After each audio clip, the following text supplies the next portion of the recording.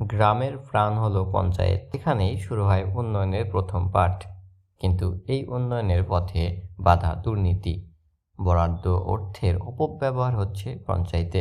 নদিয়ার করিমপুর 2 ব্লক এরিয়ার পঞ্চায়েত ধরাদহ অন খবরে প্রকাশ, তৃণমূল কংগ্রেস পরিচালিত এই পঞ্চায়েতে হয়েছে আর্থিক নয়ছয়।